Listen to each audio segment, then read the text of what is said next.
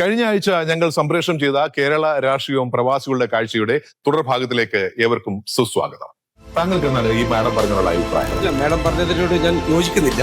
പറഞ്ഞില്ല നിങ്ങൾ കണ്ണൂരിൽ നിന്നാണ്, ഞാൻ തലശ്ശേരി. അപ്പൊ ഈ പത്രമാധ്യമങ്ങളും അതുപോലെ TV ഒക്കെ തുറക്കുമ്പോൾ കാണുന്നതെല്ലാം വെറുതെ ഉണ്ടാക്കി കെട്ടിച്ചമച്ച കഥകളാണോ?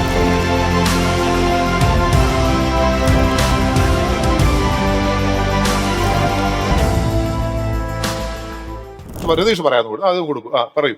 4ാം ലോക കേരള സഭയിൽ ലോക ക്ലെയിം മെഡിക്ലെയിമിനെ പറ്റി, അതായത് പ്രവാസികൾക്ക് പ്രവാസി സുരക്ഷാ പദ്ധതി, അതിനെപ്പറ്റി സംസാരിച്ചു. അത് ചർച്ച ചെയ്തതിന് ശേഷമാണ് 5ാം ലോക കേരള സഭ തുടങ്ങുന്നതിന് മുൻപ്, അതായത് കഴിഞ്ഞ നവംബർ മാസം ഈ പദ്ധതി രൂപീകരിച്ചത്.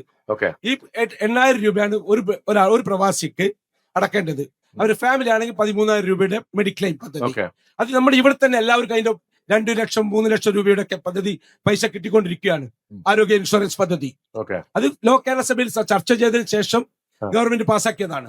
അതിനുശേഷം അല്ല, അത് കേരളത്തിന് വെളിയിലുള്ളവർക്കല്ലേ ഉള്ളൂ. നമ്മൾ കേരളത്തിലേക്ക് പോയി അത് കഴിഞ്ഞല്ലോ. പ്രവാസികൾക്ക് വേണ്ടിയിട്ടാണല്ലോ ഞാൻ പ്രവാസികളുടെ സംസാരിച്ചത്. അതിനുശേഷം മലയാളം മിഷൻ പദ്ധതി, മലയാളം മിഷൻ പാഠ്യ പദ്ധതി, അതിൽ കുറെ വീഴ്ചകളൊക്കെ ഉണ്ട്. അത് ലോക കേരള സഭയിൽ സംസാരിച്ചതിന് ശേഷം ലോകത്തിലുള്ള എല്ലാ മലയാളികൾക്കും കുട്ടികൾക്കും സൗജന്യമായിട്ട് മലയാളം പഠിപ്പിക്കാൻ വേണ്ടി അതിൽ കേരള ഗവൺമെന്റ് ആണ് അത് മുന്നോട്ട് വന്നിട്ടുള്ളത്. ഇപ്പൊ നമ്മുടെ മഹാരാഷ്ട്ര തന്നെ മുംബൈ ചാപ്റ്ററിൽ തന്നെ 172 ക്ലാസ്സസ് ഉണ്ട്, കുട്ടികൾ പഠിക്കുന്നുണ്ട് അതിലെ ചാപ്റ്ററിൽ. ഇല്ല നിങ്ങൾക്ക് ആർക്കും പറയാൻ പറ്റില്ല. ലോക കേരള സഭ വളരെ മഹത്തായ ആശയം തന്നെയാണ്. അത് ഭംഗിയായിട്ട് പ്രാവർത്തികമാക്കിയാൽ, പ്രാവർത്തികമാക്കുന്നില്ല എന്ന് ഞാൻ പറയുന്നില്ല. ഇപ്പോ നോർക്ക പോലീസ് അടുത്ത കാലത്ത് ഉണ്ടായിട്ടുള്ള ഒരു പുരോഗമനാണ് നോർക്ക പോലീസ്. അത് നമ്മുടെ ലോക കേരള സഭയുടെ ഒരു ആവശ്യം തന്നെയായിരുന്നു. അത് അതായിട്ടുണ്ട്. അതുപോലെ തന്നെ നോർക്ക കെയർ ഇപ്പൊ പ്രവാസികൾക്ക് വേണ്ടിയിട്ടുള്ള റിട്ടേണീസിന് വേണ്ടിയിട്ടുള്ളതുണ്ട്. സ്റ്റാർട്ടപ്പ് കാര്യങ്ങളൊക്കെ ചെയ്യാനും പ്രൊജക്ടുകളൊക്കെ ചെയ്യാനുള്ളത്. പക്ഷെ ഇവിടെ എന്താണെന്ന് എവിടെയോ ഒരു ഗ്യാപ്പ് നടക്കുന്നുണ്ട്. അതാണ് നമ്മൾ കൃത്യമായിട്ട് അത് എല്ലാ പാർട്ടികളും ഒരുമിച്ച് നിൽക്കണം. ഈ കാര്യത്തിൽ പലപ്പോഴും ഞാൻ ശ്രദ്ധിച്ചിട്ടുള്ളത്, ഏത് ഭരിക്കുന്ന പാർട്ടിയാവുമ്പോൾ അതിനെ മറ്റവരെ അത് വരരുത്. ഇത് പ്രവാസികൾക്ക് വേണ്ട ഒരു കാര്യമാണെന്ന് എല്ലാ പാർട്ടികളും ഒന്നിച്ചിരുന്നുകൊണ്ട് ഇത് മാതരമാക്കണം. അതാണ് ലോക കേരള സഭ തുടങ്ങിയത് 2018-ലാണ്. 2022 മുതൽ ഞാൻ ലോക കേരള സഭയിലെ ഒരു മെമ്പറാണ്. അവിടെ പല പ്രാവശ്യം ചൂണ്ടിക്കാണിച്ച വിഷയം തന്നെയാണ് ഇവിടെ ഇപ്പോൾ ചർച്ചയിൽ വന്ന ടോയ്ലറ്റ് സംവിധാനങ്ങൾ, ടൂറിസം വികസിപ്പിക്കണമെന്നും പ്രവാസികളുടെ കഴിവും അവരുടെ അറിവും ഒക്കെ ഉപയോഗപ്പെടുത്തണം കേരളം മുഴുവൻ. അന്ന് മുഖ്യമന്ത്രി മറുപടി പറഞ്ഞത് ഇപ്പോൾ ഞാൻ ഇവിടെ ഷെയർ ചെയ്യാൻ ഉദ്ദേശിക്കുകയാണ്. മുഖ്യമന്ത്രി പറഞ്ഞത്, നിങ്ങളൊക്കെ പുറത്ത് താമസിക്കുന്നത് കൊണ്ട് കേരളത്തിൽ നടക്കുന്ന വികസനത്തെ കുറിച്ചൊന്നും നിങ്ങൾ അറിയുന്നില്ല. എല്ലാ വഴിയോര വിശ്രമ കേന്ദ്രങ്ങൾ കാസർഗോഡ് തൊട്ട് തിരുവനന്തപുരം വരെ കെട്ടിയിട്ടുണ്ടെന്നാണ് പറഞ്ഞത്. അതെവിടെയും നിങ്ങൾക്ക് കണ്ടുപിടിക്കാൻ പറ്റില്ല. ഞാൻ ഈ അഭിപ്രായം പറഞ്ഞതിന് ശേഷം ഏറ്റവും കൂടുതൽ പൊതുപ്രവർത്തകർ, സ്ത്രീകളടക്കം ജോലി ചെയ്യുന്ന, അല്ലെങ്കിൽ സ്ത്രീകളടക്കം സേവനം ചെയ്യുന്ന ഒരു സ്ഥലം കേരളമാണ്. ആ കാര്യം അവിടെ ഞങ്ങൾ സൂചിപ്പിച്ചതാണ്. ഞാൻ പറഞ്ഞു, നിങ്ങൾക്ക് ബുദ്ധിമുട്ടുണ്ടെങ്കിൽ ഇവിടെ ഇരിക്കുന്ന എല്ലാ സംസ്ഥാനത്ത് രാജ്യങ്ങളിൽ നിന്ന് വന്ന പ്രവാസികൾ നിങ്ങൾക്ക് ടോയ്ലറ്റ് കെട്ടിത്തരാമെന്ന് പറയുന്ന ടോയ്ലറ്റിന്റെ വിഷയമല്ല, ടൂറിസം ഡെവലപ്പ് ചെയ്യുന്നതിനെ കുറിച്ചാണ് നമ്മൾ സംസാരിക്കുന്നത്. രണ്ടാമത്, താങ്കൾ നേരത്തെ ചോദിച്ച ഒരു ചോദ്യം നമ്മൾ സ്കിപ്പായി പോകുന്നതിൽ അർത്ഥമില്ല. അതായത് പ്രവാസികൾക്ക് എന്തുകൊണ്ട് കേരളത്തിൽ പ്രാതിനിധ്യം കൊടുക്കുന്നില്ല എന്ന്. ഞാൻ ഒരു കാര്യം പറയാം, BJPയുടെ സംസ്ഥാന പ്രസിഡന്റ് ഒരു പ്രവാസിയാണ് എന്ന്, അവർക്ക് ആളെ കിട്ടാത്തതുകൊണ്ടാണ് അവരാക്കിയതെന്നുള്ള വേറെ വശം. പക്ഷെ അതിനകത്തൊരു കാര്യം നമുക്ക് മനസ്സിലാക്കാൻ പറ്റുന്നത്, പ്രവാസികളുടെ കഴിവുകളും ഇപ്പൊ 3.5 കോടി ജനങ്ങളാണ് കേരളത്തിലുള്ള, 50 കോടി പുറത്താണ്. ഈ കേരളത്തിൽ നിന്ന് അയക്കുന്ന പണം ഉപയോഗപ്പെടുത്തിയിട്ടാണ് കേരളം വികസിച്ചു കൊണ്ടിരിക്കുന്നത്, അത് യാതൊരു സംശയവുമില്ല. പക്ഷെ ഇവരുടെ പ്രാതിനിധ്യം ലോക കേരള സഭയിലൂടെ മാത്രം കൊണ്ടുവന്നിട്ട് കാര്യമില്ല. ഇപ്പൊ നമുക്കവിടെ വോട്ടവകാശമില്ല. ഇവിടെ ഇരിക്കുന്ന അത്ര പേർക്ക് വോട്ടവകാശമുണ്ട്, എനിക്ക് തോന്നുന്നു ആർക്കും ഉണ്ടെന്ന് തോന്നുന്നില്ല. പക്ഷെ നമുക്ക് അവിടെ സ്വാധീനിക്കാൻ പറ്റും. ഇപ്പൊ കാസർഗോഡ് തൊട്ട് തിരുവനന്തപുരം വരെ നോക്കുവാണെങ്കിൽ 100-ലധികം ഫാമിലിയെ എനിക്ക് വ്യക്തിപരമായി സ്വാധീനിക്കാൻ സാധിക്കും. കാരണം ഇവിടെ ബോംബെയിൽ വന്ന പല ആളുകളെയും അവരെ സഹായിച്ചു, ഇവിടെ ഇരിക്കുന്ന ഓരോ ആളുകളും എല്ലാ പ്രതിനിധികൾക്കും സഹായം ചെയ്യാൻ പറ്റും. അപ്പൊ അവരുടെ കഴിവ്. ഒരു കാര്യം കൂടെ, നമ്മൾ ആദ്യം മനസ്സിലാക്കേണ്ടത്, ഇവിടെയുള്ള രാഷ്ട്രീയ പ്രവർത്തനം നടത്തുന്ന ആളുകളാണ് നമ്മളൊക്കെ തന്നെ. ഇവിടുത്തെ പാർട്ടിയിൽ ചേർന്ന് പ്രവർത്തിക്കുന്ന ആളുകളാണ്. ഇവിടെ നമുക്ക് പ്രാതിനിധ്യം ഉണ്ടാക്കുന്നതിനെ കുറിച്ച് നമ്മൾ ചിന്തിക്കണം. രണ്ടാമത്, എന്തുകൊണ്ടാണ് ഉണ്ടാവാത്തത്? അതൊരു രാഷ്ട്രീയ പാർട്ടിയുടെ പ്രശ്നമല്ല. നമ്മൾ ഇവിടുത്തെ രാഷ്ട്രീയത്തെ കുറിച്ച് ചിന്തിക്കുന്നില്ല. നമ്മൾ കേരളത്തിലെ രാഷ്ട്രീയം മാത്രമാണ് ഇവിടെ വാട്സപ്പ് ഗ്രൂപ്പുകളിലും എല്ലാ സ്ഥലങ്ങളും ചർച്ച ചെയ്യുന്നത്. അത് മാറി ഇവിടുത്തെ രാഷ്ട്രീയത്തെ കൂടെ ചേർത്ത് നിർത്തി ഇവിടുത്തെ കാര്യങ്ങൾ ചിന്തിക്കാം. രമേശ് കലമ്പള്ളി ഉത്തരം പറഞ്ഞതിന് ഒരു കാര്യം ഒന്ന് പറഞ്ഞോട്ടെ. ഞങ്ങളുടെ കേരളത്തിലെ BJPയുടെ സംസ്ഥാന പ്രസിഡന്റിന്റെ കാര്യം പറഞ്ഞു. ഇറ്റാലിയിലുള്ള ഒരു പൗരെ ഇന്ത്യയിൽ കൊണ്ടുവന്ന് കോൺഗ്രസിന്റെ പ്രസിഡന്റ് ആക്കാമെങ്കിൽ പാലക്കാട്ടുകാരനായിട്ടുള്ള രാജീവ് ചന്ദ്രശേഖരനെ ആകാം. പിന്നെ BJP പ്രസിഡന്റ് ആക്കുന്നതിന് കുഴപ്പമൊന്നുമില്ല. അദ്ദേഹം പ്രവാസിയാണെങ്കിലും എങ്ങനെയാണെങ്കിലും കേരളക്കാരൻ തന്നെയാണ്. ഓക്കെ, കേരളത്തിന് നല്ല വികസനം കൊണ്ട് ഇന്ത്യക്ക് തന്നെ വികസനം കൊണ്ടുവരാൻ BPL പോലുള്ള കമ്പനി ആദ്യമായി സ്ഥാപിച്ച് വികസനത്തിന്റെ മുന്നോട്ടിറങ്ങിയ ആളാണ്. നല്ല വിഷനുള്ള ആളാണ്. അതിൽ യാതൊരു സംശയമില്ല. അതേപോലെ തന്നെ ഒരു നിമിഷം നിങ്ങൾ ഒരു കാര്യം ശ്രദ്ധിക്കുക. അദ്ദേഹത്തിനെ പറഞ്ഞുകൊണ്ട് ഞാൻ പറയുകയാണ്, കഴിഞ്ഞ ദിവസം ഇലക്ഷൻ പ്രചരണം സംബന്ധിച്ച് അദ്ദേഹം തെരുവിൽ പ്രചരണത്തിന് ഇറങ്ങിയ സമയത്ത് IT പാർക്കിലും ഒക്കെ ഉള്ള കുട്ടികൾ അവരാണ് ഒരു പണം സംഘടിപ്പിച്ച് അദ്ദേഹത്തിന് കൊണ്ട് കൊടുത്തിട്ട് പറഞ്ഞു, ഞങ്ങളുടെ വകയായിട്ട് കെട്ടിവെക്കാനുള്ള പൈസ. എന്താ കാരണം ചോദിച്ചാൽ കേരളത്തിന്റെ വികസനത്തിന് വ്യക്തമായ ഒരു വിഷനുള്ള അങ്ങേപ്പോലുള്ള ഒരു രാഷ്ട്രീയക്കാരൻ ഞങ്ങൾ കണ്ടിട്ടില്ല എന്ന് പറഞ്ഞു. മോശമൊന്നുമല്ല. IT പാർക്കിന്റെ കാര്യം ബന്ധം ഇടപെടുകയാണ്. IT പാർക്ക് ആദ്യം പറയുന്നത് തിരുവനന്തപുരത്താണ്. ഇപ്പൊ ഏറ്റവും കൂടുതൽ ആൾക്കാർ പോകുന്ന ഹൈദരാബാദ്, പൂന, ബാംഗ്ലൂരിലേക്കാണ്. എന്ത് പറ്റി അങ്ങനെയാണെങ്കിൽ IT പാർക്ക് കേരളത്തിലെയാണ്? സാർ, IT പാർക്ക് എന്നൊരു സംരംഭം തന്നെ കേരളത്തിൽ ആദ്യമായിട്ട് നടപ്പാക്കിയെന്ന് താങ്കൾ അംഗീകരിച്ചല്ലോ. തിരുവനന്തപുരത്തായിരുന്നല്ലോ. ഇപ്പൊ അങ്ങനല്ലെന്നാ പറഞ്ഞത്. ഇപ്പോഴങ്ങനല്ലെന്ന് പറഞ്ഞാൽ ഓരോ സംസ്ഥാനങ്ങളും പുരോഗമിക്കണമെന്നാണ് ഞങ്ങളുടെ കാഴ്ചപ്പാട്. കേരളത്തിന്റെ മാത്രം പുരോഗമനം മതി എന്നാണോ പറയുന്നത്? ഒരു മന്ത്രി തന്നെ പറഞ്ഞു കേരളം പട്ടിണിയാണെങ്കിൽ ഞങ്ങൾ സഹായം തരാമെന്ന് കേന്ദ്രമന്ത്രി പറഞ്ഞതാ. അദ്ദേഹം കോട്ട് ചെയ്ത് പറഞ്ഞാണ്. അതിനെ എനിക്ക് പറയാനുണ്ട്. BPL എന്ന സുന്ദരമായിട്ട് നടന്നുകൊണ്ടിരുന്ന ഇന്ത്യയിൽ തന്നെ ആദ്യമായിട്ട് മൊബൈൽ ശൃംഖല രൂപീകരിച്ച BPL കമ്പനിയെ കെട്ടുകെട്ടിച്ച് തകർത്തെറിഞ്ഞ ആളാണ് താങ്കളുടെ സംസ്ഥാന അധ്യക്ഷൻ. അത് അങ്ങനെ പറയുന്നത് സ്വന്തം ബിസിനസ് സ്ഥാപനം തകർത്തെറിഞ്ഞ കാര്യം സ്ഥാപിച്ചത് അങ്ങനൊന്നുമല്ല. അദ്ദേഹമല്ല സ്ഥാപിച്ചത്. ഇവിടെ സുഭിക്ഷ കേരളം, ഇവിടെ പട്ടിണിയുടെ കാര്യം പറഞ്ഞു. അപ്പൊ നമുക്കൊരു സുഭിക്ഷ കേരളം ചിന്തിക്കാം. അല്ല, അദ്ദേഹം പറഞ്ഞ BPL ബിലോ പോവർട്ടിയിലാണ് ഇല്ലാതാക്കിയത് അവരാണെന്നാ പറഞ്ഞത്. അതിനെ കുറിച്ച് അത് പോട്ടെ, കുഴപ്പമില്ല. പറഞ്ഞു ഒന്ന് പ്രവാസികളെ പറ്റി പറഞ്ഞല്ലോ. അങ്ങനെയാണെന്നുണ്ടെങ്കിൽ ഇന്ന് CPM-ന്റെ സെക്രട്ടറി ഗോവിന്ദൻ മാഷ്, അദ്ദേഹത്തിന്റെ വൈഫ് ശ്യാമള ആന്തൂര് ഒരു പ്രവാസി വന്നിട്ട് ഒരുപാട് പൈസയൊക്കെ ചെലവാക്കി ഒരു ഹോളൊക്കെ കിട്ടി. അതിനുള്ള പെർമിഷൻ കൊടുത്തില്ല. അവസാനം അയാൾ ആത്മഹത്യ ചെയ്യേണ്ടി വന്നു. എല്ലാരും കണ്ടു കാണും. കേരളത്തിലെ ജനങ്ങളെല്ലാരും കണ്ടു. ഇത് ആര് ചെയ്തതാ? BJP ചെയ്തതല്ലോ, കോൺഗ്രസ് ചെയ്തതല്ലോ, കമ്മ്യൂണിസ്റ്റ് ചെയ്തതല്ലേ. കമ്മ്യൂണിസ്റ്റ് ആണ് നേരത്തോളം. അത് മാത്രമല്ല, ഒന്ന് രണ്ട് കാര്യങ്ങൾ ലാലുജി അദ്ദേഹം പറഞ്ഞില്ല. രാഷ്ട്രീയത്തിൽ പ്ലീസ് ദയവേത് ആ രാഷ്ട്രീയം ഇടപെടുത്താൻ അദ്ദേഹം പറഞ്ഞ ആ കാര്യങ്ങളെ നമ്മൾ അക്സെപ്റ്റ് ചെയ്യണം. ചില കാര്യങ്ങൾ അക്സെപ്റ്റ് ചെയ്യണം. ഈ തൂങ്ങി മരിച്ചു എന്നുള്ളത് വളരെ കൃത്യമായ കാര്യമാണ്. ഒരു പ്രവാസി ബിസിനസ് തുടങ്ങാൻ വേണ്ടി ഒരു കമ്മ്യൂണിറ്റി ഹാൾ തുടങ്ങി അദ്ദേഹം തൂങ്ങി മരിച്ചു. അത് കറക്റ്റാണ്. പിന്നെ വേറൊരു മലയാളി അവിടെ ഇട്ടിട്ട് ഓടിപ്പോയി. അതുകൊണ്ട് ഇനിയുണ്ട് പറയാനാണെങ്കിൽ നമുക്ക് നിരത്തി വെക്കാൻ ഒരുപാടുണ്ട്. സർ, എല്ലാ മരണവും നമുക്ക് ദുഃഖകരമാണ്. നമ്മുടെ സഹോദരങ്ങളിൽ ഒരാളാണ് അവിടെ മരണപ്പെട്ടത്. ആ മരണത്തെ നമ്മള് കച്ചവടമാക്കരുത്. അതിനൊരു മാറ്റം എല്ലാ സംസ്ഥാനങ്ങളിലും ഇത്തരം ചില സംഭവങ്ങൾ, ഒറ്റപ്പെട്ട സംഭവങ്ങൾ നടത്താറുണ്ട്. ഒറ്റപ്പെട്ട സംഭവങ്ങളാണത്. വികസനത്തെ കുറിച്ചാണല്ലോ പറയുന്നത്. കേരളത്തിന്റെ വികസനത്തെ കുറിച്ചാണ് നമ്മൾ സംസാരിക്കുന്നത്. അപ്പൊ നേരത്തെ സൂചിപ്പിച്ചും പറഞ്ഞു, സ്മാർട്ട് സിറ്റി കൊണ്ടുവന്നത് ആരാണ്? സ്മാർട്ട് സിറ്റി കൊണ്ടുവന്നത് UDF ഗവൺമെന്റ് കാലഘട്ടത്തിലാണ്. വിഴിഞ്ഞം പദ്ധതികൾ കൊണ്ടുവന്നത് PPP അടിസ്ഥാനത്തിൽ ആദ്യത്തെ എയർപോർട്ട് ഇന്ത്യയിൽ തന്നെ വന്നത് കേരളത്തിലാണ്, കൊച്ചിയിൽ. അപ്പം ഇത് എയർപോർട്ടുകൾ കൊണ്ടുവന്നു, ഇത് വികസനങ്ങൾ കൊണ്ടുവന്നു. അതിന്റെ ഒരു പ്രതിഭ. പക്ഷേ ഈ കഴിഞ്ഞ 10 വർഷമായി ഈ വ്യവസായികളൊക്കെ മടങ്ങിപ്പോവുകയാണ്. ഈ പ്രവാസികളായാലും വ്യവസായികളെ കൂടെ അവിടെ ഒരു ഏകജാലക സംവിധാനം കൊണ്ടുവരണമെന്ന് പല പ്രാവശ്യം ഞങ്ങൾ ആവശ്യപ്പെട്ടു. അപ്പൊ പ്രവാസികളെ ചേർത്ത് നിന്ന ഒരു സമീപന രീതിയിലേക്ക് ഇനി വരാൻ പോവാണ്. അവിടെ പ്രവാസികളായ നമ്മൾക്കൊക്കെ വളരെ ആശ്വസിക്കാം.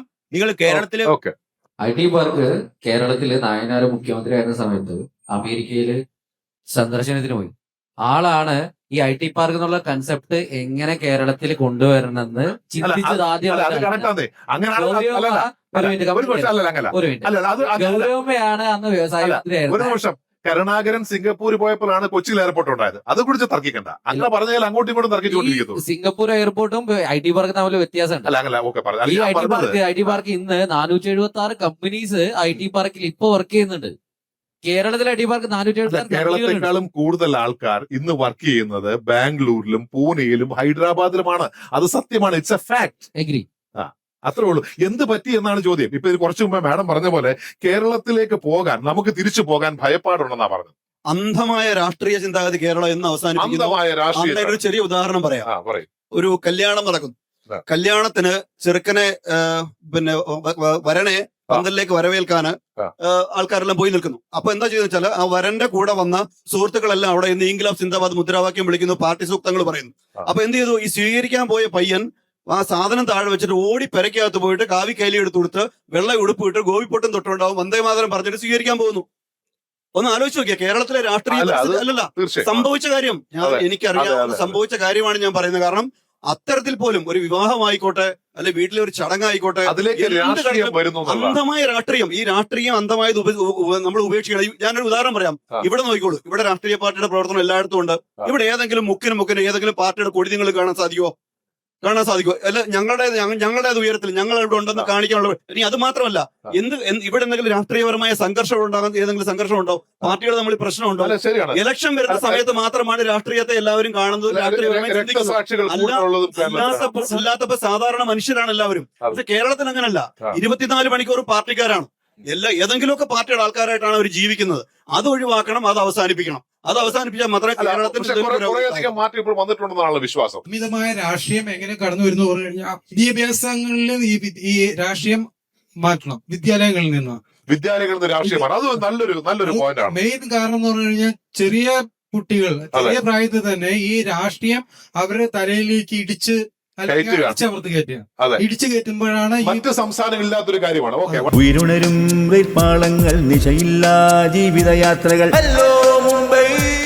സ്കൂൾ വിദ്യാഭ്യാസ കാലം മുതല് രാഷ്ട്രം എന്താണെന്നും രാഷ്ട്രീയം എന്താണെന്നും ആ കുട്ടിയെ പഠിപ്പിച്ചെടുക്കണം. കേരളത്തിൽ അത് നന്നായി നടക്കുന്നുണ്ട്. എല്ലാ രാഷ്ട്രീയ പാർട്ടികൾക്കും വിദ്യാഭ്യാസം അല്ലല്ല ഇപ്പോഴത്തെ പുതിയ ഇംഗ്ലീഷ് സ്കൂളിൽ അതില്ല.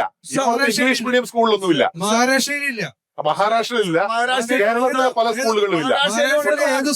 മഹാരാഷ്ട്രയിലും ഉണ്ട് സാർ. രാഷ്ട്രീയ രംഗത്ത് സജീവമായി പ്രവർത്തിക്കുന്ന ഒരു വ്യക്തിയാണ്. മഹാരാഷ്ട്രയിലും ഉണ്ട് സാർ. മഹാരാഷ്ട്രയിൽ ഏത് സ്കൂളിലാണ് എനിക്ക് തോന്നുന്നില്ല. ഇന്ന് മഹാരാഷ്ട്രയിലുള്ള കുട്ടികൾക്ക് ഈ ഇതേമാതിരിയുള്ള കേരളത്തിലുള്ള ഈ രാഷ്ട്രീയ ബോധമുള്ള ഒരു തലമുറയാണ് നമുക്ക് ആവശ്യം. സ്വാതന്ത്ര്യ സമരത്തിൽ പോലും സ്വാതന്ത്ര്യ സമരത്തിൽ പങ്കെടുത്ത സ്വാതന്ത്ര്യ ഭടന്മാരോടൊപ്പം വിദ്യാർത്ഥികളും രാഷ്ട്രീയ സമരമുഖത്തുണ്ടായിരുന്നു സാർ. അതങ്ങനെയാണ് നമ്മൾ സമരം നേടിത്തന്നത്. അത് നിങ്ങൾ രാഷ്ട്രീയക്കാരെ അങ്ങനെ അടച്ചാക്ഷേപിക്കരുത്. രാഷ്ട്രീയത്തിന്റെ മൂല്യം നഷ്ടപ്പെട്ടോ എന്നുള്ളത് നമ്മൾ ചിന്തിക്കണം. മഹാരാഷ്ട്രയിൽ ഇല്ലെന്ന് താങ്കൾ പറഞ്ഞു, ഇദ്ദേഹവും പറഞ്ഞു. മഹാരാഷ്ട്രയിൽ എങ്ങനെയാണ്? എന്റെ പോക്കറ്റിൽ പണമുണ്ടെങ്കിൽ ഞാനൊരു കോടീശ്വരനായാൽ പെട്ടെന്ന് രാഷ്ട്രീയത്തിലേക്ക് എടുത്തെറിയപ്പെടുക. ഞങ്ങളാരും അങ്ങനെ വന്ന രാഷ്ട്രീയക്കാരല്ല. രാഷ്ട്രീയത്തിൽ കൂടിയാണ്, വിദ്യാർത്ഥി രാഷ്ട്രീയത്തിൽ കൂടി വന്നവനാണ് പി കെ ലാലി. ഇപ്പോഴും രാഷ്ട്രീയത്തിൽ പ്രവർത്തിക്കുന്നു. പ്രശ്നവുമില്ല. സംഘർഷം അന്നും ഉണ്ടായിരുന്നു, ഇന്നും ഉണ്ട്. സാർ, ഞാൻ ഒരു കാര്യം പറയട്ടെ സാർ. രാഷ്ട്രീയത്തില് വന്ന്, അതായത് വിദ്യാഭ്യാസ കാലത്ത് രാഷ്ട്രീയത്തിൽ വന്ന് കൊടിയും പിടിച്ച് മറ്റുള്ള സ്ഥാപനങ്ങളെ അടച്ചുപൂട്ടി, ഈ അടച്ചുപൂട്ടിയവർ ഇന്ന് എവിടെയാണ്? വിദേശങ്ങളിലാണ് ജോലി ചെയ്യുന്നത്. സർ, ഈ അടച്ചുപൂട്ടൽ എന്നുള്ളത് പറയുന്നുണ്ടല്ലോ, സംഘടിത തൊഴിലാളി പ്രസ്ഥാനങ്ങള് അവരുടെ അവകാശങ്ങൾക്ക് വേണ്ടി പണ്ടും പോരാടിയിട്ടുണ്ട്, പോരാടിക്കൊണ്ടിരിക്കുന്നത്. തൊഴിലാളി പ്രസ്ഥാനങ്ങൾക്ക് ചുരി എവിടെ സംഭവിച്ചതെന്ന് നമ്മൾ ചിന്തിക്കണം. പക്ഷേ നമ്മൾ നേരിടുന്ന ഒരു പ്രശ്നമുണ്ടല്ലോ, ഇന്ന് രാജ്യഭാഗമായിട്ട് നമുക്ക് 41 തൊഴിൽ നിയമങ്ങളുണ്ടായിരുന്നു. അത് 4ലേക്ക് ചുരുക്കപ്പെട്ടു. നമുക്ക് ആവശ്യത്തിന് തൊഴിലില്ല, തൊഴിൽ നഷ്ടപ്പെടുന്നു. നമ്മൾ പറഞ്ഞില്ലേ, നമ്മൾ പുച്ഛിച്ച് തള്ളുന്ന ഈ ഇരിക്കുന്ന പല എന്നെക്കായും ഒത്തിരി പ്രായത്തിൽ ഒത്തിരി മുതിർന്നവർ ഇവിടെ ഇരിപ്പുണ്ട്. അവരൊക്കെ ഓരോ കമ്പനികളിൽ ജോലി ചെയ്തിട്ടുള്ളവരാണ് സാർ. തൊഴിലാളികൾക്ക് വേണ്ട അവകാശങ്ങൾ ഇന്നതില്ല സാർ. എന്തുകൊണ്ടാണ് ഇത്രയധികം പ്രവാസികൾ എന്നാണ് അദ്ദേഹം ചോദിച്ചത്. നമ്മള് വിദ്യാഭ്യാസപരമായിട്ടുണ്ടല്ലോ, നമ്മള് കേരളത്തിൽ ജോബ് ഓപ്പർച്യൂണിറ്റി കുറവായത് കൊണ്ടല്ലേ 1957 ആദ്യത്തെ EMS സർക്കാരോടുകൂടി വിദ്യാഭ്യാസ ബില്ല് കൊണ്ടുവന്നു. നമുക്ക് കുടിയോടൊപ്പവകാശം വന്നു. അങ്ങനെ ലോൺ എടുത്തെങ്കിൽ അവന്റെ മക്കളെ പഠിപ്പിച്ച് വിദ്യാസമ്പന്നനാക്കാൻ പറ്റി. അപ്പോൾ അവർക്ക് ഡിഗ്രിയും വിദ്യാഭ്യാസവും കിട്ടിക്കഴിഞ്ഞപ്പോ അവർ തൊഴിൽ തേടി വിദേശ രാജ്യങ്ങളിലേക്ക്. അല്ലാതെ കേരളത്തിൽ ഓപ്പർച്യൂണിറ്റി ഇല്ലാത്തതുകൊണ്ടല്ല. തൊഴില് നമുക്ക് ഇപ്പൊ തൊഴിൽ സംരംഭങ്ങൾ സൃഷ്ടിക്കപ്പെടുന്നു. ഒന്ന് രമേശിനോട് അത് എവിടെയാണെന്ന് ഒരു സംരംഭം സൃഷ്ടിച്ചതിന്റെ കാര്യം ഒന്ന് പറയട്ടെ. കേരളത്തിൽ പുതിയതായിട്ട് സൃഷ്ടിച്ചത്, അതായത് ഒരു 1000 പേർക്ക് തൊഴിൽ കിട്ടാവുന്ന എന്ത് സംരംഭമാണ് കഴിഞ്ഞ 5 വർഷത്തിനുള്ളിൽ നടത്തിയെന്നുള്ള കാര്യം ഒരു പ്രധാന കാര്യം. രണ്ടാമത്, ഇപ്പൊ ഞാൻ കേരളത്തിൽ നിന്ന് ആൾക്കാർ തൊഴിൽ തേടി മറ്റു വിദേശ രാജ്യങ്ങളിലും മറ്റു സംസ്ഥാനങ്ങളിലും. ഇപ്പൊ നമ്മളിവിടെ പ്രവാസികളായിട്ട് എങ്ങനെയാ ഇരിക്കുന്നത്? നമ്മുടെ കേരളത്തിൽ എന്തെങ്കിലും അടിസ്ഥാന സൗകര്യമോ തൊഴിൽ ചെയ്യാനുള്ള സാഹചര്യമോ ഉണ്ടായിരുന്നെങ്കിൽ ഇവൻ നമ്മൾ ആരും ഇവിടെ വരില്ലായിരുന്നു. ഇവൻ പഠിക്കാൻ ഇവിടുത്തെ വരേണ്ട ആവശ്യമില്ലായിരുന്നു. അപ്പൊ അനാദി നേരത്തെ മുതൽ, അതായത് സ്വാതന്ത്ര്യം കിട്ടിയതിനു ശേഷമല്ല, കേരള സംസ്ഥാനം രൂപീകൃതമായതിനു ശേഷം ഇന്നേ വരെ ഒരു തൊഴിൽ സംസ്കാരം ഉണ്ടാക്കാൻ, അതായത് വളരെ തൊഴിലാളികൾക്കായിട്ട് കാര്യങ്ങൾക്കായിട്ടുള്ള അടിസ്ഥാനപരമായ കാര്യങ്ങൾ ചെയ്യാൻ സാധിച്ചിട്ടില്ല. അവിടെയൊക്കെ ഞാൻ ഈ മുമ്പ് പറഞ്ഞു തന്നെയാണ്. കാരണം അന്ധമായ രാഷ്ട്രീയത്തിലുള്ള തൊഴിലാളി, ഇപ്പൊ ഇവിടെ തൊഴിലാളി യൂണിയൻ ഉണ്ട്. ഞാനൊരു ചെറിയ ഉദാഹരണം പറയാം. ഓട്ടോ തൊഴിലാളികളുടെ യൂണിയൻ കണ്ടോ? തൊഴിലാളി മുതലാളി യൂണിയൻ എന്ന അവർ പേര്. എന്ന് വെച്ചാൽ ഓട്ടോ ഓടിക്കുന്ന തൊഴിലാളികളുടെ മുതലാളികളുടെ യൂണിയൻ. അവര് രണ്ട് വർഗശക്തികളല്ല. കാരണം തൊഴിലാളി ഉണ്ടെങ്കിലേ മുതലാളിക്ക് അവന്റെ കാര്യം നടക്കും. മുതലാളി ഉണ്ടെങ്കിലേ തൊഴിലാളിക്ക് തൊഴിൽ കിട്ടും. അപ്പൊ മുതലാളി എന്ന് പറഞ്ഞൊരു വർഗത്തെ എന്നേക്കുമായിട്ട് നശിപ്പിക്കണം എന്ന് പറയുന്നിടത്ത് തൊഴിലുണ്ടാവില്ല. തൊഴിൽ തരാൻ ആൾക്കാരും തയ്യാറല്ല. ഫാക്ടറികളോ വ്യവസായ സ്ഥാപനങ്ങളോ തുടങ്ങാനും തയ്യാറല്ല. അപ്പൊ കേരളത്തിന്റെ പ്രശ്നം അതാണ്. അതായത് ഒരു സൗഹൃദപരമായ അന്തരീക്ഷം, അതായത് തൊഴിൽ ദാതാവിനോട് ഉള്ള സൗഹൃദപരമായ ഒരു അന്തരീക്ഷം ഉണ്ടാക്കാൻ ഗവൺമെന്റ് മുന്നിട്ടിറങ്ങണം. അപ്പൊ നമുക്കറിയാം ഈ ഓപ്പർച്യൂണിറ്റി ഒറ്റ കാര്യം കൂടെ. ഇപ്പൊ ഏറ്റവും കൂടുതൽ പ്രശ്നമായിരുന്നു ഒരു തൊഴിൽ വ്യവസായം തുടങ്ങാൻ ആഗ്രഹിക്കുന്ന ഒരാൾ അവരുടെ ആ തൊഴിൽ വ്യവസായ സ്ഥാപനത്തിലേക്ക് എന്തെങ്കിലും സാധനങ്ങൾ കൊണ്ടുവന്നാൽ അത് ഇറക്കാൻ അവിടെ തൊഴിലാളികളുണ്ട്. ആ സ്ഥാപനത്തിന് തൊഴിലാളികൾ ഉണ്ടെങ്കിലും ആ സ്ഥലത്തുള്ള കുറെ പേര് 50 പേര് ഇങ്ങനെ വരികയാണ്. എന്നിട്ട് അവര് പറയാണ് ഞങ്ങൾ ഇവിടെ നിന്ന് നോക്കും, നിങ്ങൾ നോക്കുകൂലി തരണം, നിങ്ങളുടെ സാധനം ഇറക്കിക്കോളൂ. അപ്പൊ ഒരേ സാധനത്തിന് നിർത്തലാക്കി ഇപ്പോഴും നിലവിലില്ലേ? ഇപ്പോഴും നിലവിലുണ്ട്. അല്ല, ആ തൊഴിലാളികൾക്ക് എവിടെ പോയി? പിന്നെ അതായത് ജോലിയിലായിരിക്കല്ലോ. കേരളത്തിലേക്ക് സൗഹൃദപരമായ 35 ലക്ഷത്തിലും അധികം മറ്റ് സംസ്ഥാനക്കാരെ വരുന്നുണ്ട്. ഞാൻ സൗഹൃദപരമായ പക്ഷെ അവർക്ക് തൊഴിൽ കിട്ടുന്നുണ്ട്. അവർക്ക് യൂണിയനും കാര്യങ്ങളിലും ഉണ്ടാക്കിയിട്ട് ഇപ്പൊ അവരെയും തൊഴിലിന് മറ്റൊരു മേഖലയിലേക്ക് തിരിക്കുകയാണ്. കൃത്യസമയത്ത് ജോലി ചെയ്തിരുന്ന ആൾക്കാർ ഇപ്പൊ അവകാശങ്ങൾ അവരെ കുറിച്ച് അവർക്ക് പഠിപ്പിച്ചു കൊടുത്തിട്ട് അവരിപ്പം 8 മണിക്കൂർ കാര്യങ്ങൾ നീക്കാനുള്ള കാര്യങ്ങളിലേക്ക് നീങ്ങുകയാണ്. തൊഴിൽ ചെയ്യാനുള്ള സംസ്കാരം ഇപ്പൊ അവർക്കും ഇല്ല. അതാണ് കേരളത്തിൽ സൗഹൃദപര അന്തരീക്ഷം വേണം. എനിക്ക് പറയാനുള്ളത്, കഞ്ചാവ് എത്രയോ കുട്ടികൾ കൊച്ചി ആയിക്കോട്ടെ എവിടെ ആയിക്കോട്ടെ, നമുക്കറിയാം 10-18 വയസ്സായ എത്രയോ കുട്ടികളെ എന്നും പേപ്പറിൽ അവിടെ കാണുന്നതാണ്. കഞ്ചാവ് അടിച്ച് പെൺകുട്ടിയാണോ ആൺകുട്ടിയാണോ എന്നുള്ള ഒരു വ്യത്യാസം ഇല്ലാതെയുള്ള ഭയങ്കരമായ ഒരു ഇത് നമുക്ക് എന്നും കാണാറുണ്ട്. അത് എന്തുകൊണ്ട് ഗവൺമെന്റ് അതിനു വേണ്ടി ഒരു ഇത് ചെയ്യണില്ല? എന്തുകൊണ്ട് നമ്മളെ മക്കളായിട്ട് അങ്ങോട്ട് പോകണു? അവര് ചോദിക്കാമേ എവിടെ പോയിട്ട് എന്താ ജോലി കിട്ടുന്നില്ല? അല്ല, അങ്ങനെ ഒരു ഭയം കേരളത്തിൽ എവിടെയൊക്കെ ഉണ്ട് എന്ന് പറയപ്പെടുന്നുണ്ട്. ജോജോ തോമസ്. തീർച്ചയായിട്ടും കേരളത്തില് നന്നായി അവിടുത്തെ മാതാപിതാക്കന്മാർക്ക് ഒരു പേടിയുണ്ട്. കാരണം കുട്ടികളെ ഒറ്റയ്ക്ക് അയക്കുമ്പോൾ ഈ കഞ്ചാവും മയക്കുമരുന്നിന് അതിനെതിരായിട്ട് കോൺഗ്രസ് ലീഡേഴ്സ് തന്നെ പലരും യാത്രകൾ നടത്തിയിട്ടുണ്ട്. കേരളത്തിൽ മൊത്തം ഈ ലഹരിക്കെതിരായിട്ടുള്ള യാത്ര നടത്തിയിട്ട് കാര്യമില്ലല്ലോ. ഞാൻ പറയുന്നത് കാലാകാലങ്ങളിൽ നമ്മൾക്ക് ഇതുണ്ട്. അപ്പൊ പറഞ്ഞു കേരളത്തില് പിന്നെ നമ്മൾ നേരത്തെ സൂചിപ്പിച്ചു പറഞ്ഞു അതിപ്രസരം രാഷ്ട്രീയം ഒരു തെറ്റൊന്നുമല്ല. ഇന്ത്യയിലെ മൊത്തം സംസ്ഥാനങ്ങൾ എടുത്തു നോക്കുകയാണ്. ഇപ്പൊ ഇന്ത്യയിലെ എല്ലാ സംസ്ഥാനത്തുമുള്ള ആളുകൾ അധിവസിക്കുന്ന സ്ഥലമാണ് മുംബൈ. ഒറ്റ ചോദ്യം, കേരളത്തിൽ ഈ സ്കൂളിലെ രാഷ്ട്രീയം അവസാനിപ്പിക്കണോ വേണ്ട? അല്ല, സ്കൂൾ രാഷ്ട്രീയം അവസാനിപ്പിക്കുന്ന കാര്യം, ഞാനൊക്കെ സ്കൂൾ രാഷ്ട്രീയത്തിലൂടെ കടന്നു വന്ന് കോളേജ് ചെയർമാൻ അങ്ങനെ കടന്നു വന്ന ഒരാളാണ്. അവസാനിപ്പിക്കരുതെന്നാണ്. അപ്പൊ രാഷ്ട്രീയം കൊണ്ടുള്ള ഗുണം എന്താന്ന് വെച്ച് കഴിഞ്ഞാല് രാഷ്ട്രീയ കുട്ടികൾക്ക് അന്നേരം തന്നെ മറ്റു തലത്തിലേക്ക് മാറിപ്പോകാൻ പറ്റുന്ന ഒരു ചിന്ത വരില്ല. ഈ മയക്കുമരുന്നും ഇതൊക്കെ വരുന്നതിന് ഒരു പ്രധാനപ്പെട്ട കാര്യം കോളേജുകളിലും സ്കൂളുകളിലും രാഷ്ട്രീയം കുറഞ്ഞത് കൊണ്ട് സംഭവിക്കുന്നതാണ്. പ്രാവശ്യം കേരളത്തിൽ വോട്ട് ചെയ്യാൻ 4 ലക്ഷം പുതിയ ആൾക്കാരാണുള്ളത്. 4 ലക്ഷം പുതിയ വോട്ടാണ് നമുക്കുള്ളത് ഇന്ന് കേരളത്തിൽ. ഇന്നത്തെ ഒരു സംഖ്യ എടുത്ത് വെച്ച് നോക്കി കഴിഞ്ഞാൽ അപ്പൊ അവരൊക്കെ തീർച്ചയായും രാഷ്ട്രീയത്തിൽ വന്നെങ്കിലും അവർക്കാർക്കും ഒരു പുതിയ ഈ പറഞ്ഞ ന്യൂജൻ ആരും ഇന്ന് രാഷ്ട്രീയത്തിലേക്ക് വന്നിട്ടില്ല. SFIയുടെ സംസ്ഥാന പ്രസിഡന്റ് സാർ സ്ഥാനാർത്ഥിയാണ്. അല്ല, അത് സ്കൂളിലെ കോളേജിലുള്ളവരാണല്ലോ SFI എന്ന് പറയുമ്പോൾ. 18 വയസ്സിന് മേലുള്ളവർക്കേ ഉള്ളൂ സാറേ വോട്ടവകാശം. അത്രേ ഉള്ളൂ. 18 വയസ്സിന് താഴോട്ട് കൊണ്ടുപോവാ. അത് ഇന്ത്യ മുഴുവൻ ഓരോ റൂൾസ് ആണല്ലേ. 18 വയസ്സിന് മുകളിലുള്ളവർക്കാണല്ലോ വോട്ടവകാശം. അവർക്കല്ലേ സ്ഥാനാർത്ഥിയാകാൻ പറ്റത്തുള്ളൂ. അല്ലാതെ പിന്നെ ഫിലിം സ്റ്റാറുകളെയൊക്കെ പൊക്കിയെടുത്ത് നിങ്ങൾ പ്രഖ്യാപിച്ച് നിങ്ങളുടെ ഘടകകക്ഷികൾ സ്ഥാനാർത്ഥിയായിട്ട് പ്രഖ്യാപിച്ചിട്ട് വോട്ടേഴ്സ് ലിസ്റ്റിൽ പോലും പേരില്ലാത്ത നാണം കെട്ട് ഏറ്റവും പ്രായം കുറഞ്ഞ സ്ഥാനാർത്ഥി 2020 ആണ് ഏറ്റവും പ്രായം കുറഞ്ഞ സ്ഥാനാർത്ഥി നിർത്തിയിരിക്കുന്നത്. വികസനം വരാത്തതിന്റെ കാരണം നമ്മൾ ആദ്യത്തെ കാര്യം ട്രേഡ് യൂണിയൻ. അതായത് വെളിയിലുള്ള ഒരു പാർട്ടി അവിടെ ഒന്നും ഒരു സ്ഥാപനം നടത്താൻ സാധിക്കുന്നില്ല. ഒന്ന്. രണ്ടാമത് ഇപ്പം കേരളത്തില് ഒരു 10-20 വർഷത്തിന് മുംബൈയിൽ നടന്നുകൊണ്ടിരുന്ന ഈ കൊട്ടേഷൻ വർക്ക്, അവിടെ കൊട്ടേഷൻ വർക്ക് എന്നാണ് പറയുന്നത് നാട്ടില്. ഇവിടെ ദാദാഗിരി, ഇവിടെ ദാദാമാര് സുപ്പാരി കൊടുക്കുക. അവിടെ ഇപ്പൊ കൊട്ടേഷൻ വർക്ക് പുറപ്പെട്ടിട്ടുണ്ട്. ആരെ വേണം എന്ത് വേണം ചെയ്യാം. നിങ്ങളൊരു സ്ഥാപനം തുടങ്ങാൻ വേണേ ആദ്യം വരും ഓക്കെ ഓക്കെ ഓക്കെ ഈ പരിപാടി ഒന്ന് നിർത്തലാക്കണം. ആ. പിന്നെ ഈ പറഞ്ഞത് മാതിരി റോഡ് വികസനം വളരെ കുറവാണ്. ഈ ടോയ്ലറ്റിന്റെ കാര്യം സംസാരിച്ചു. കാസർഗോഡ് മുതൽ കന്യാകുമാരി വരെ റോഡ് പണിയണോ എന്ന് പറഞ്ഞിട്ട് വർഷങ്ങൾ അല്ല ഇപ്പൊ നടന്നുകൊണ്ടിരിക്കുകയാണ്, പണി നടന്നുകൊണ്ടിരിക്കുകയാണ്. കൂടി വന്ന ഒരു 3-4 വർഷവും. നമ്മുടെ ആൾക്കാർ കേരളം പൊതുവെ ഇവിടത്തെ മാതിരി കുറെ മരുഭൂമികളൊന്നും ഇല്ലാത്ത സ്ഥലമാണ് കേരളം. കേരളം ചുരുങ്ങിയ സ്ഥലമാണ്. എല്ലായിടത്തും കൃഷി കാര്യങ്ങളും എല്ലാം ഉണ്ട്. ആ ഒരു കാരണത്താൽ റോഡ് ഉണ്ടാക്കാൻ ആരും സ്ഥലം കൊടുക്കുന്നില്ല. ആ ഒരു പ്രശ്നമാണ് ഞാൻ നീട്ടിക്കാണുന്നത്. ഏത് സർക്കാർ അതൊക്കെ ഏറ്റെടുത്തു വികസനം തുടങ്ങി കഴിഞ്ഞു. പക്ഷെ അത് കഴിഞ്ഞതിന് ശേഷം റോഡ് വലുതായാലല്ലേ അവിടെ നമുക്ക് ടോയ്ലറ്റ് ഉണ്ടാകാനൊക്കെ ഉണ്ട്. ഒന്ന്. രണ്ടാമത്തെ കാര്യം, ആൾ ഓവർ ഇന്ത്യയില് ടോയ്ലറ്റ് ഉണ്ടാക്കി അത് കഴിഞ്ഞിട്ട് പല ഉദാഹരണം. അതിനകത്ത് ഒരു പ്രധാനമന്ത്രിയുടെ ഫോട്ടോ വെക്കുന്നത്, എനിക്ക് 66 വയസ്സായി, ഞാൻ ഇന്ദിരാഗാന്ധി പ്രധാനമന്ത്രി ആയ പോലെ എനിക്ക് അറിവുണ്ട്. പക്ഷെ ഒരു ടോയ്ലറ്റിലും പ്രധാനമന്ത്രിയുടെ ഫോട്ടോ വഹിച്ചിട്ടില്ല. ഇത്രയും കുറഞ്ഞ ഒരു പബ്ലിസിറ്റി ചെയ്യുന്ന സ്നേഹത്തിൻ സൗഹൃദ ഭൂമിയിൽ അതിരില്ലാ കാഴ്ചയുമായി ഹലോ മുംബൈ. ഇവിടുത്തെ ഏത് ടോയ്ലറ്റിലാണ് പ്രധാനമന്ത്രിയുടെ ഫോട്ടോ വെച്ചിരിക്കുന്നത്?